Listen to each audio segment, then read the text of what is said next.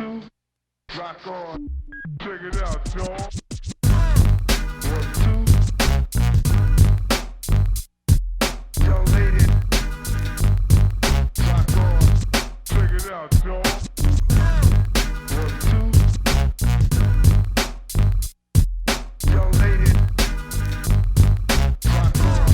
Check it out, y'all. 1, 2. Young lady, rock on. 1, 2. Young lady, rock on. Once again, we back. What's the Science podcast / showcast, hip hop education. You understand? For those who choose to know the real, not the alternative facts. You know what I'm saying? In the hip hop culture, you got the legendary Grand Master Caz in the building. Caz, what's up, bro? Yeah, there you go. Oh man, always an honor, always an honor. So we're gonna start off from day one. When was the first time you heard or you acknowledged the hip hop culture? I mean, if you include all the elements, graffiti would have to be the first thing that I discovered. And that's as a kid, you know what I mean? All of us growing up in the city, saw the overhead train stations, you know what I mean, and trains going by with the different pieces and all that. And that, that got me first. So okay. I started doing that, but on paper, not like you. My handwriting don't translate well into spray paint, but I mean, I was just enamored by lettering and colors and stuff like that. So if you was talking about the elements, that would be the first thing. And that was like middle school. I was in Catholic school when I started doing that. Wow. You know what I mean? The music came about when I was around 13. I lived up the block from Cool Herc. Cool, I mean, first documented hip hop party was given right down there. But I wasn't going to parties, but all that action going on down your block, you know what I mean? You're gonna catch it. And that's where I caught the bug, you know what I mean? Okay. At what point in time did you feel like this was something that I'm gonna be a part of and I'm gonna be dominant in this game too? You know what? When I first started, I was dancing like most people. You know what I mean? I was around the music, and I caught the the little b-boy bug and stuff. But I never really got into it. The way I saw a lot of people that was better than me doing that. You know what I mean? So I'm like, you know what? I'm getting taller. And then back then, it wasn't cool for you to be breaking when you 17, 18. You know what I mean? A kid, yeah, cool. But once you start getting a little older, I mean, you can't ask chick to dance and then start spinning around on the floor. So, yeah, I mean, you had to let that go. It's real talk. You know what I mean? And then I just graduated to the next, thing, which was the turntables. Not just, letting the music move me, but moving the music. You know what I mean? And using it to move other people. That's what turned me on. You know what I mean? And from then on, it was like, this is it. This is what I want to do. So, what was your name in the beginning of the culture? I hear different names. I just wanted for the people to know. Well, my nickname when I first started getting into it was Doc. Okay. They used to call me Doc because Dr. J was my idol. I played ball. I was basketball, patterned my whole game behind him and stuff like that. So when I started the b-boying thing, there was a crew around my neighborhood called the Casanova Crew. Okay. You know what I mean? And it was just guys that hung around the block. They was boys and stuff. And when I moved to that area, I gravitated toward that, the dance, the whole thing. And then that's where I got my name, Casanova Fly. Okay. Because everybody was Casanova somebody. You know what I mean? I'm like, this is some cool shit right here. Yeah. So that's where I got Casanova Fly from. Casanova Fly went to Caz. Got shortened to Caz because once I stopped the b-boy thing and started DJing, now I was around other DJs. That by Flash in particular. Flash had a crew, a security crew called the Casanovas. Okay. All right, they wasn't b-boys. All right, them niggas was gangsters, thugs, you know what I mean? And it was like, since my name was Casanova Fly, people started associating me with them. You know what I mean? Yeah, the Casanovas, and I definitely didn't want to be associated with them, and they didn't want me associated with them. So it was a no-brainer, pretty much. Casanova Fly is Caz. Grand Master Casanova Fly is Grand Master Caz. Okay, so now I ain't got nothing to do with that. I'm over here. You good? I'm good. Okay, let's go. Moving right along. Okay, so it's safe to say in the beginning, it started off as you a B-boy, a DJ. Then when did the microphone come into play? The mic, if you was a DJ, the microphone was always there. Yeah, it was always there. Yeah, But make announcements, whatever. But once those announcements start getting embellished and people start putting a little twist and a little spin on them, it was like, okay, now as a DJ, you gotta have some kind of fly, you know what I mean, remark or verse or retort or whatever it is. You know what I mean? Whenever you come back to the party next week, you gotta say something slick. How you do that? You know what I mean? So that's what I got into. And then when it came to the point where you start putting MCs in front of you, you know what I mean? I tried that in the beginning, but I never had MCs that like was better than me. Okay. You know what I mean? So I still had the MC. I mean, I couldn't just leave it up to cats and somebody battle us and bust our ass when I'm better than, you know, everybody anyway. So that dual DJ MC role, I took that on early in hip hop. Okay, so when did the Cold Crush Brothers formulate? 78, around 78, the Cold Crush really started coming about, and I wasn't down with them then. In the early days, it was more group orientated and crew orientated, you know what I mean? So earlier, a lot of cats would leave a crew and go to another crew, you know what I mean? That's what happened to me. Two of my early MCs, Whip and Die Rock, you know, they left early and got down with Charlie Chase, Mr. T, who was one of their first MCs, Teddy Ted, RC, all these guys were like kind of jumping around crew to crew, and it was like me to Chase and then to wherever else you was gonna go. So what was the first crew you were a part of? My own. Which Mighty one? Force. Okay. The Mighty Force. That was the name of my crew when I first started. And we went through personnel changes. We went from the Mighty Force. First it was just me and Disco Wiz. Just me, two DJs. Casanova Fly, Disco Wiz. Okay? And then when Wiz got knocked, boom, I started putting other people down with me. So Casanova Fly, Disco Wiz, Mighty Force, the Force 5, the Notorious 2, and then the Cold Crush. Wow. That's crazy. I bet a lot of people didn't know that. Yo, I've been riding the roller coaster of hip hop. You know, people look back, and I'm one of the so-called historians or whatever now. But there was a time when I wasn't nobody neither. I was trying to make a name for myself, just like everybody else. I looked up to, you know, Flash. I was trying to be as good as Flash on the turntable. You know what I mean? I wanted the Cold Crush to be better than the Furious 5. You know, I had my struggles and my, dues paying days and all that too. You know, until, I guess after years and people looking back, say, yo, that nigga, that was the, so that's what I'm getting now. But back then I struggled like everybody else just to have my name out there and be somebody. Sure. So, sticking with the Cold Crush Brothers for a second, who were all a part of that movie right there? Well, the Cold Crush, as the world knows it, by the time all these personnel changes went about, was myself, JDL, Easy AD, and Almighty KG. We were the Cold Crush 4 MCs. We became the unit that I guess the world knows. When they look back at the Cold Crush, they look at us for. Okay. And our two DJs, Charlie Chase and Tony Tone. That's what's up. Now, y'all had some of the illest routines, which I know a lot of people, they probably know mixtapes probably from the Star Child and Kid Capri era up. But what I know is back in the days, I mean, me being from Harlem and one mother from the Bronx, coming to different jams with that boom box, knowing a certain distance, to set that record button up so it wasn't too staticky, and maybe even having a nigga tell you, yo, cut that shit off. You understand what the fuck you doing? You understand what I'm saying? That those was mixtapes back then as well. You understand what I'm saying? There's plenty of classics of Caz and Cold Crush and Furious 5 and mixtapes floating around. Well, I talked to like Brucey B. Brucey B will tell you, the first time I heard a mixtape, Caz, I heard it from Caz. I used to have cats come over my house. Yo. You want a tape? Come over my house, sit your ass right there on that on that couch, and watch me do it. What's your man name? What's your girlfriend name? Where you live at? And boom, and I just put all that shit on the tape, boom, $10, keep it moving.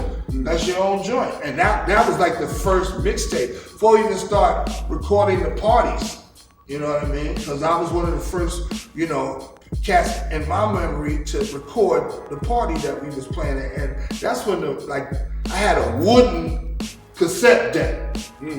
This is how old these shits was. We had a wooden cassette deck. And some of the tapes wasn't even recorded directly. A lot of cats used to make pause tapes from the radio. You know what I mean? A lot of them records you didn't have or you couldn't get, you sit right by that radio, wait till that shit come on with your finger. Bow! When that joint come on, try to stop it for the commercial come in. Alright? And after a while, you got a mixtape. That's real talk like this, yo.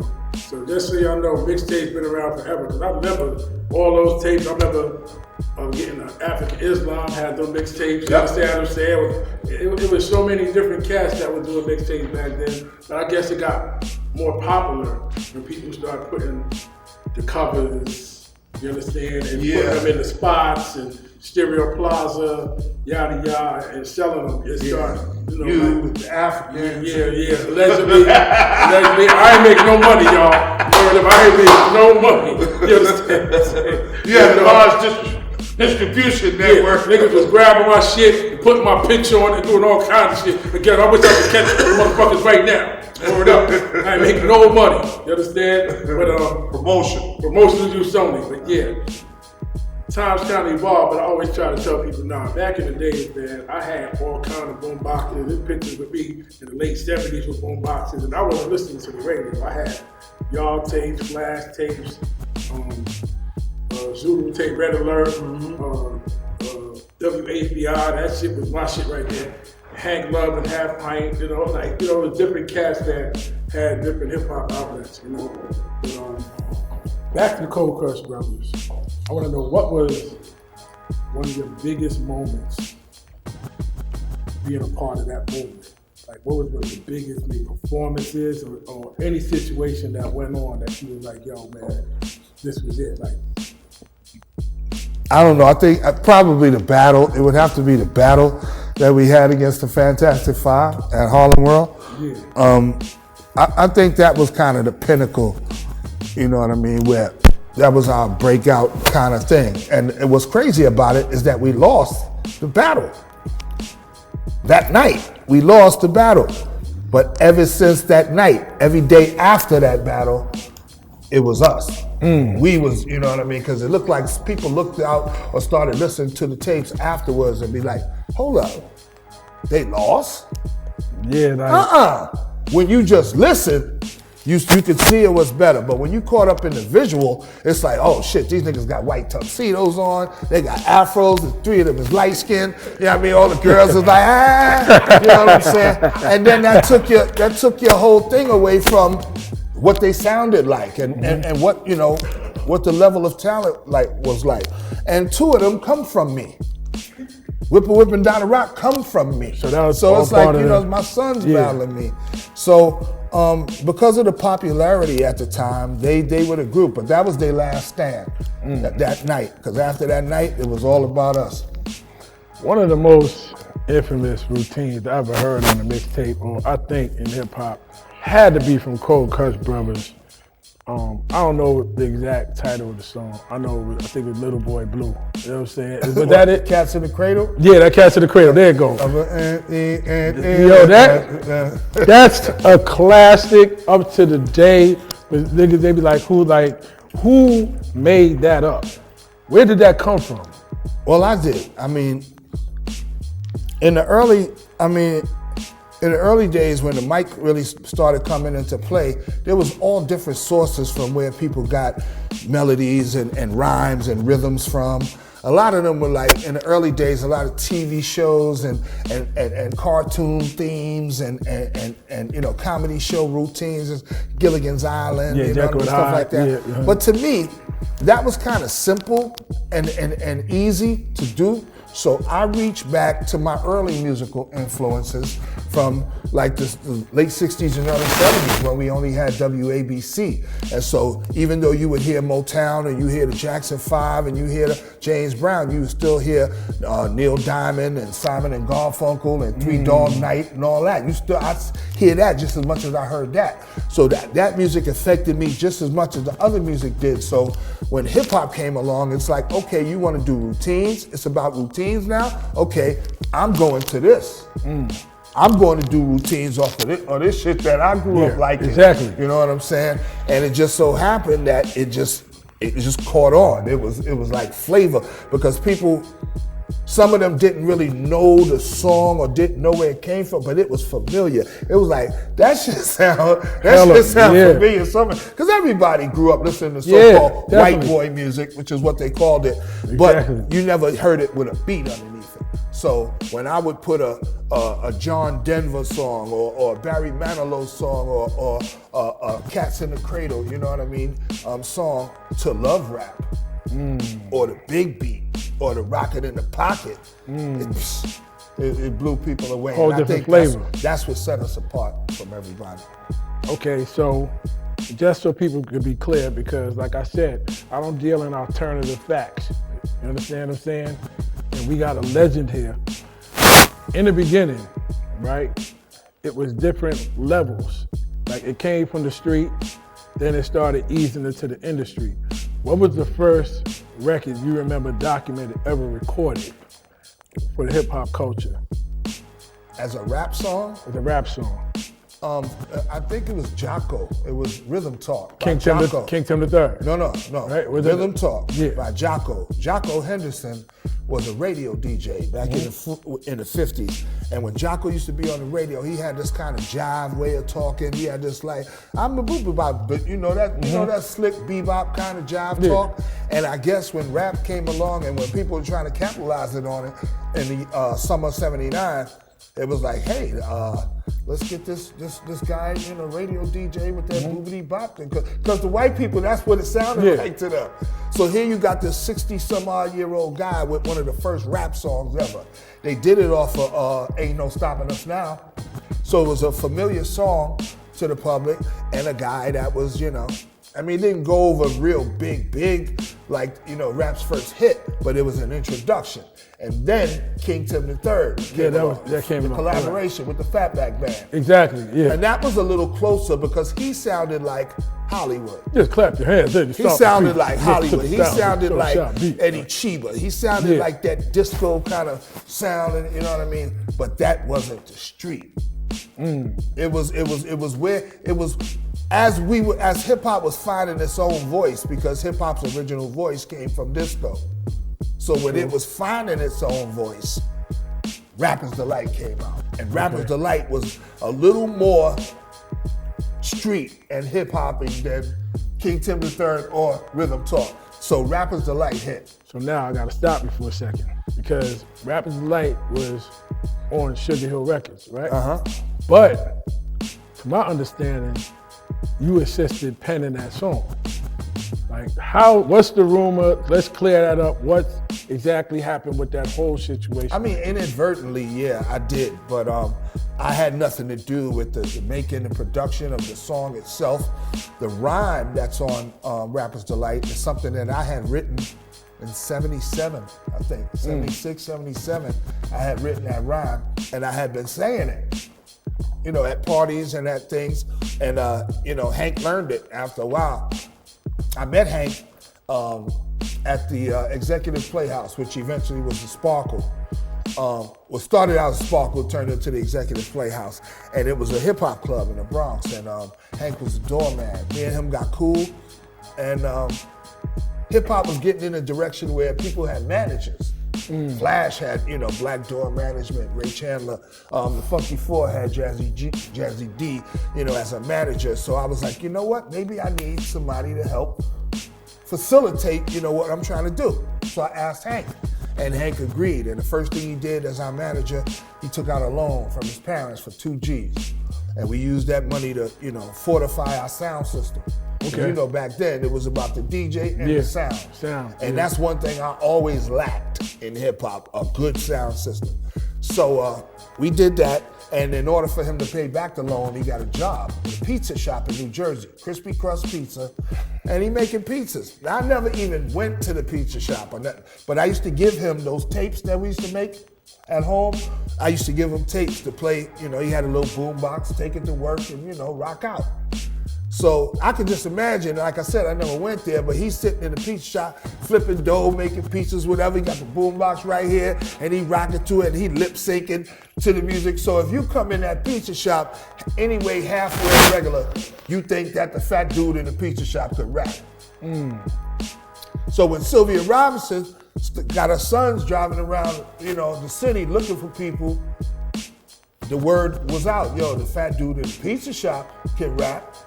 So they go to the pizza shop and they confront Hank, and instead of Hank telling them, listen, I don't rap, but I manage Casanova Fly, he never said that. He never said that. He just went out to the car that they was in and he repeated the stuff that was on the tapes I gave him. They loved him, and they made him part of the Sugar Hill Gang right there. Wow. I mean, Hank never looked back. Hank never really let me know what was going on. He just told me he was gonna make a record, and I'm like, if you could imagine how ridiculous Hank telling me that he gonna make a record back in 79, 78, yeah, I mean, you'd be like, get the fuck out. You ain't, yeah, all right, what kind of record is that gonna be? You don't even rhyme, like, you ain't even an MC. All these people out here, and you gonna make a record? Whatever, man. So I said, come over to my house, I got you. And I remember throwing a book of rhymes on the table. I said, listen, when you go in there in the studio, say this, and say that. I don't know who them other niggas is, but they ain't gonna sound as good as you. Wow. All right? So no matter how you put it, you might not have been on the record, you might not have exactly set the pendant, but you was a sole controller behind one of the biggest hip hop records in history. Yeah. On Sugar Hill Records. Me, Master G, and Wonder Mike wrote Rapper's Delight. There you go. Problem is, me, Master G, and Wonder Mike don't make a dime from Rapper's Delight. Meanwhile, back at the ranch. Okay. You understand what I'm saying? Meanwhile, back at the ranch. Tune into that First Family of Hip Hop show, okay? You'll see where all the money went. Meanwhile, back at the ranch. Yo, this is hip hop, man. You know what I'm saying? And this is what it is. I'm bringing all straight shooters, no alternative facts. You know what I'm saying? Grand Master Caz is here. And earlier, we also were speaking about word of mouth in the culture, how it was when we was younger. And there wasn't no cell phones, wasn't no two-way pages, wasn't no iPhones or anything, how you could hit JDL up and tell him, yo, man, meet me, you know, near Landberg houses or 180th Street, you know, West Farms or something at 8 o'clock. And if he wasn't there by 8:30, you had to call the crib and ask family, yo, did he leave? What time? Whatever, this and the third. Right. And if y'all, whenever y'all connected through word of the street, y'all would find out where it was popping at. Like it wasn't no, yo, the party's here tonight. You know, you on Instagram and Facebook, it's shit coming through all hours of the day to where you confused where to go. Back then, word of mouth, you would know where to find yourself at that night. I did a joint called The Park. I did this record called The Park, and I talked about how, I mean, when you say a park jam, you don't need no flyer. Ask one person, then it'll spread like wildfire. You know what I mean? Because that was just the word, and that people was checking for them already. Like you said, you'll just go to the park on the weekend. You're like, yo, they probably out here today. You know, I'm gonna go check. I ain't hear nothing, but I'm gonna go see. And get about 3 blocks away, and you start hearing that bass. Music. You start hearing that kick. You be like, yeah, they out there. Or one person on their bike would come through and say, yo, they rocking over. Yo, they at such and such. Right, yo, ride up and see if such and such. Exactly. Run home, throw your shirt on with your iron-on letters on the back. Exactly, with your felt letters, Roman letters on your shit. Or there, and you was on your way over there, man. You understand? Yo, I had a crew of girls from my high school, and all of them had T-shirts. What high school was that? Roosevelt, Theodore Roosevelt. Ooh, I went to Roosevelt High School, and when I was in my Casanova Fly days, and my T-shirts had Casanova Fly, TMF, Doctor of the Mix. All right, and all of my girls had Casanova Fly shirts on. And we would go to jams and it'd be like 13, 14 of us walking out. I'm just chilling. All these girls like walking with us, going to parties, going to jams. Niggas like, yo, Casanova, what's up? Hey, keep it moving. You sound like you had straight stunting going on back in the I 80s and the stunting. 70s, man. School, like dude. you had straight stunting all the way back then. Yeah, it was cool, but I mean, it was a family, man. It was family of hip hop. It was people who supported what you do. You know what I mean? It's hard to find that, man. People just like, I'm with you. Whatever you do, wherever it's at, people there or not, whether it's this and that, now, yo, where you going? Yo, this and that. My Big Daddy Kane just called me. Yo, yeah, I'm going. But go to that joint where I gotta go DJ at for 4 hours and it's like 11 people in the motherfucker. Follow me to that. Hang with me through that. You know what I mean? Yeah. Back then, that's what it was. We slept in spots. That's real, man. 3 days, you know what I mean? And we couldn't get our equipment home. We had to stay in the spot where the equipment was for 3 days. Everybody that went stayed.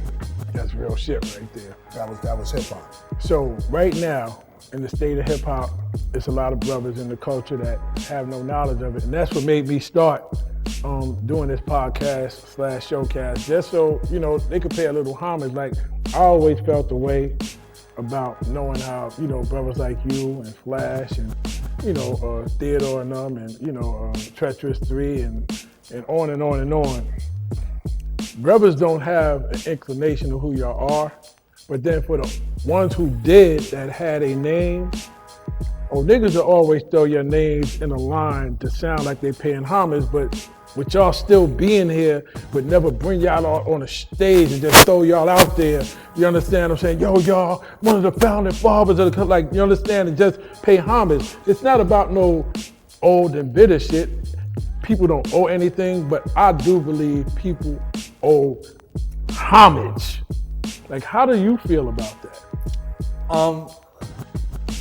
I don't feel like anybody owes me, or I can't say what they owe anybody else. Anybody owes me any homage. But I think if you choose to do this thing and you call yourself an MC or you call yourself a part of this culture called hip hop, then you do yourself a real disservice by not knowing who I am, by not knowing who the rest of these guys are that help to build this culture that you say you down with or you a part of. You know what I mean? We don't need pats on the back and you to suck our nuts when we come around, because we know who we are.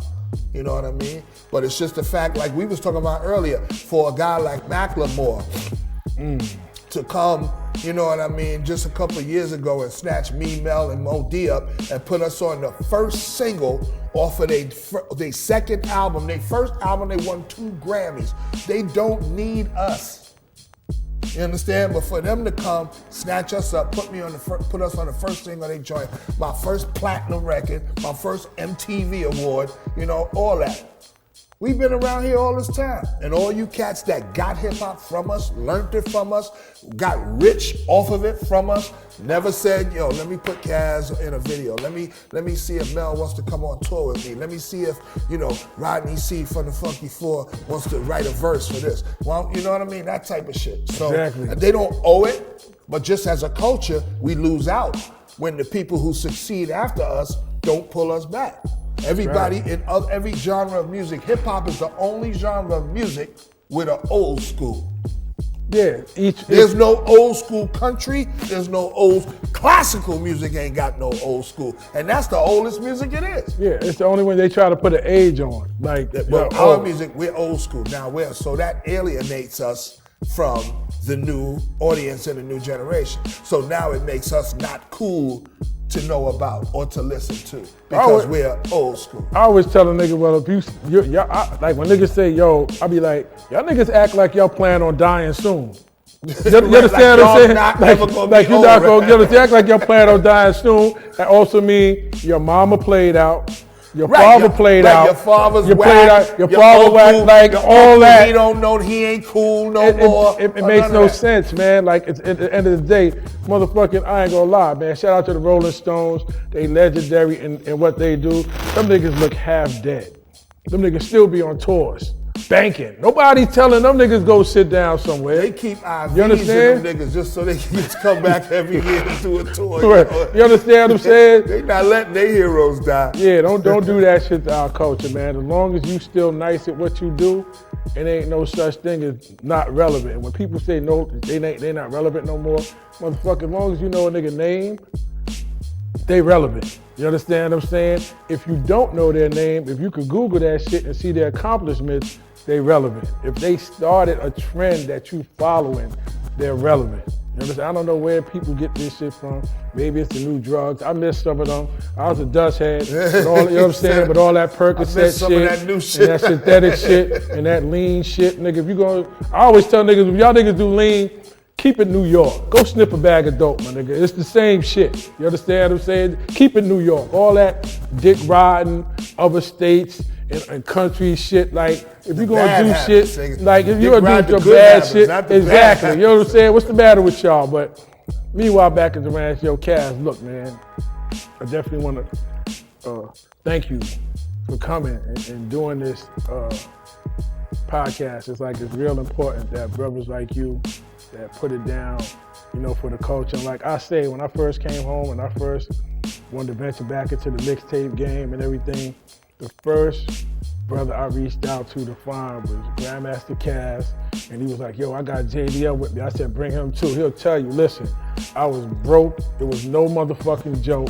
I was in the project in my grandmother's bedroom, you understand? Like with my equipment set up, and they ain't act like they couldn't do it, this and that, and the third. Them niggas came straight through my project, no security and everything. Freestyle, came in, where the mic booth, nigga, you're standing in it. You understand what I'm saying? Right, this little ass square box, and aired my mixtape out. And for that, always loyal to these niggas forever, whatever. I don't want to hear nothing, nigga can't tell me nothing. Not that I have to defend them, because they already who they is, but I'm saying when I came back in, they was there for me. So I'm always loyal. So that's why whenever I do something, I'm like, yo, where Caz at? You know what I'm saying? Forever, man. I appreciate you, man. Word up, you know what I'm saying? You want to big anything up right quick? Oh, definitely the tour. Oh yeah. Oh, you gotta shout that out. Year 15, man. I've been doing this hip hop sightseeing tour in New York City for 15 years now. I just found out that we just eclipsed the 1 million person mark. Like I done had 1 million people come get on my tour since we started back in 2002. And basically it's just about spreading, preaching the gospel of hip hop, man, to the masses. You know, one busload at a time, you know what I mean, throughout the week. My man Reggie Reg from the Crash Crew works with us. Raheem every now and then works with us. Curtis Blow when he's in town, done tours with us. Red Alert, you know what I mean? Mel, Grand Master Flash has done tours with us. So, I mean, we continue, and I think it's important. I still ain't got a passport, you know that situation. Me neither. So I can't get out there. So as they come in here, I get them as they come in, one busload at a time. So I do have like at least 1 million people I've touched, you know, and hopefully taught some things about hip hop and gave them a better appreciation. Go to our website, hushtours.com, and we on Instagram too. Hush Tours on Instagram, basically, that's it, man. Yo, keep it locked. What's the Science Podcast? Yo, Grandmaster Caz. It is what it is. One. Warning, warning, warning. The Drama King is in the building. The Drama King is in the